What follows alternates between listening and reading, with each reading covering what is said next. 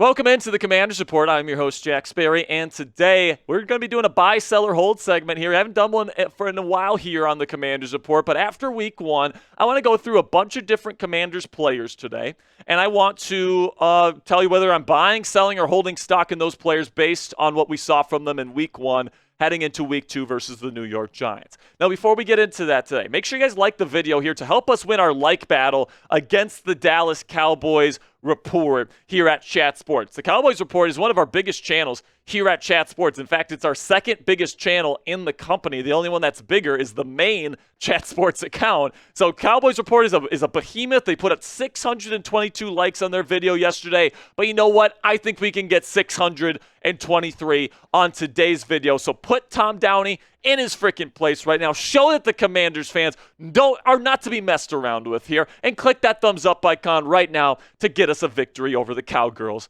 today. All right, now let's start here. Joey, what's the first player we got? First one we got up, Maverick. Buy, sell, or hold, Jayden Daniels. Man, I love me some Jayden Daniels. Man, I love his talent. I love the demeanor that he comes to work with every day. I love his work ethic and what he brings to the table as a leader for this franchise. Obviously, in week one, there were some bumps, all right? You know, he was too reliant on his legs, in my opinion. He wasn't letting it rip down the field, not enough downfield passes. But you know what? The price on his stock is lower than ever after that week one performance. So I'm going to be buying it up because I think that this guy's a future superstar in this league. And because people are starting to be like, oh, week one, he wasn't playing all that well. I'm buying even more stock in him right now because I do believe in his future, all right? Like I've said throughout the offseason, it's not going to be perfect. I do not think this kid is going to be C.J. Stroud and light up the world in week one.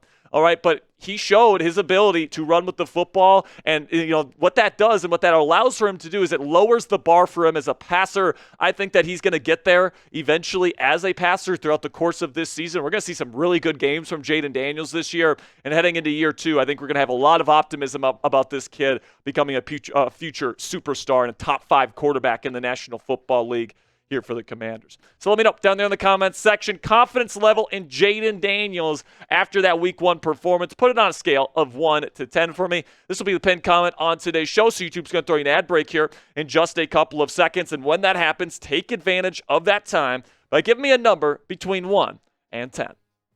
So now let's talk about, Joey, actually, I think you brought this up. Yeah, what about Terry McLaurin? So Terry McLaurin, this one's an interesting one because 4 targets, 2 receptions, 17 yards in week one. And that's obviously not what you want to see if you are a Washington Commanders fan. And I understand why some people might be a little bit nervous about Terry McLaurin. And, maybe this is another year where Jayden Daniels is not a good quarterback and it's another year of poor quarterback play for Scary Terry. But I'm going to say hold on this one, man. Like, I'm probably leaning more towards buy just because, people are just panicking about this 2-catch game in week one. Jayden Daniels is eventually going to get there, especially this weekend against the New York Giants, a pretty bad secondary. I think Terry's going to have opportunities to make some big plays. I think a week from today, we're going to be looking at Terry McLaurin. We're going to be, we were completely overreacting about him. I will say hold, though, because, we still have to see Jayden Daniels play at that high level and target him effectively and more often. I mean, 4 targets is just not enough for a guy like Terry McLaurin, especially when the rest of the wide receiver room isn't necessarily up to his level. So I'll say hold right now, but I'm definitely leaning more towards buy. So coming up here on the Commanders Report, more scenarios, more players to discuss, and whether I'm buying, selling, or holding stock in those players. But before we get into that, let's have a word from our sponsor here at Prize Picks, which is the easiest and most exciting way to play daily fantasy sports. And unlike other apps on Prize Picks, it's just you against the numbers. All you have to do is pick more than or less than on 2 to 6 player stat projections and watch the winnings roll in. That is, if you know ball. Get in on the daily action with your friends and become a part of the Prize Picks community today. Just 1 Caleb Williams passing yard gets you 1 win on Prize Picks every week in the month of September. That's right, just 1 yard from Caleb Williams gets you an automatic win every football weekend this month. That means 4 weeks of free W's. Don't miss this deal on Prize Picks because it's gone the second September ends and you've already missed out on week 1, so don't miss out anymore. Also, Prize Picks puts their members first, so all withdrawals are fast, safe, and secure. And when my picks hit, I can get my money in as quick as 15 minutes. So here is my projection for this week in the National Football League. I'm going to take the easy money here. I'm going to take the more on the half yard there for Caleb Williams because he's going to get more than one passing yard. And then I'm going to take the less on Daniel Jones passing yards. I just don't think he's going to have a very effective week this week, just because I don't think he's any good. Then I'm going to take the more on Terry McLaurin receiving yards. We've already talked about Scary Terry in this game. I think he's going to have a really good one after having a really slow start to his season in week 1. So if you guys want to get your projections in right now, you can download the Prize Picks app today and use code CLNS. That's CLNS and get $50 instantly when you just play $5. That's code CLNS on Prize Picks to get $50 instantly when you play just $5. You don't even need to win to receive the $50 bonus. It's guaranteed. So Prize Picks, run your game. Buy, sell, or hold Austin Ekeler.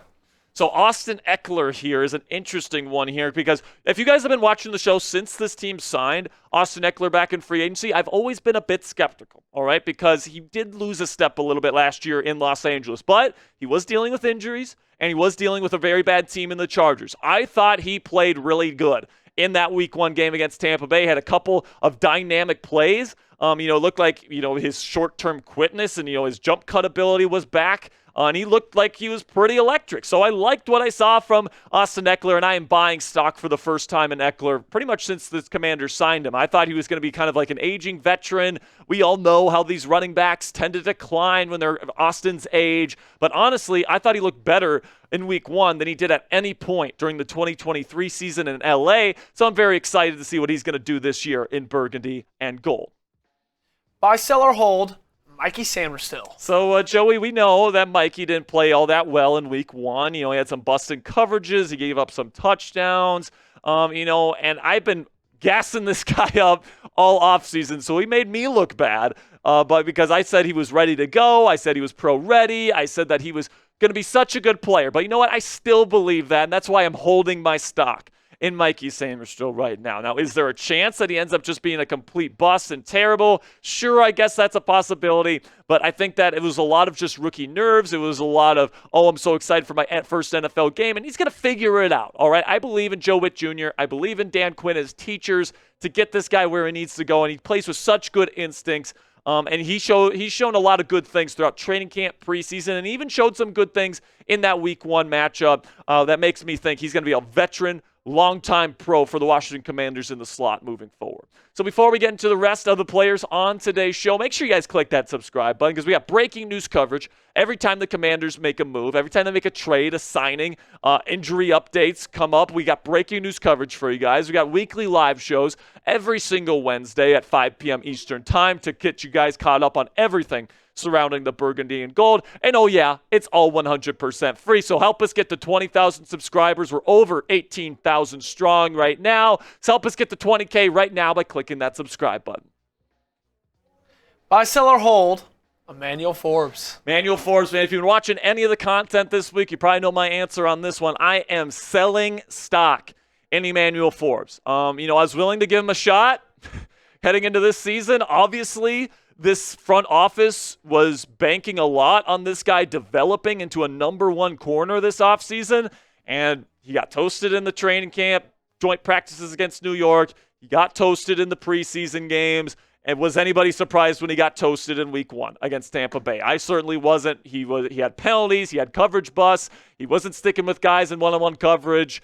He's just so easy to fool, man. A head fake from any decent NFL receiver just gets this guy lost in man coverage. And then to top it all off, his 180-pound frame isn't able to tackle anybody. So I'm definitely selling my stock in Emmanuel Forbes. And if I am GM Adam Peters, if there's any sucker out there in the NFL willing to take this guy for like a 6th round, 7th round pick swap, I'm taking that right now, and I'm sending Emmanuel Forbes away.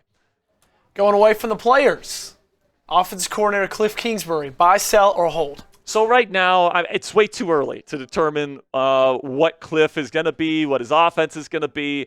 I saw some good things on film schematically here that the team just needs to execute better. Now, you guys know I'm not the biggest fan in the world in Kliff Kingsbury. I'm not sure if he's the best at making adjustments. I do think his scheme is a little bit bland, especially for the NFL level. Doesn't use a ton of pre-snap motion. And I'm hoping that he has evolved as a play caller since he was last calling plays for the Arizona Cardinals. Saw some good things, but saw a lot of the same old bland kind of Kliff Kingsbury stuff in week 1 as well. So here's what I'm going to say. I'm going to hold my stock in Kliff Kingsbury because I'm going to give him at least a quarter of a season before I start judging his offense and judging what this team looks like. Obviously, Tampa Bay has a pretty darn good defense. They got a really good defensive head coach in Todd Bowles. Got some really nice players on that defense.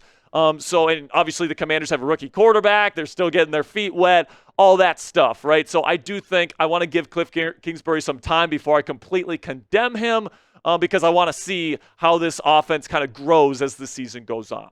All right, guys, that's going to be it for today's show. I really do appreciate all of you guys for stopping by today. Make sure you click that subscribe button right now for more extensive Commanders coverage all throughout the 2024 season.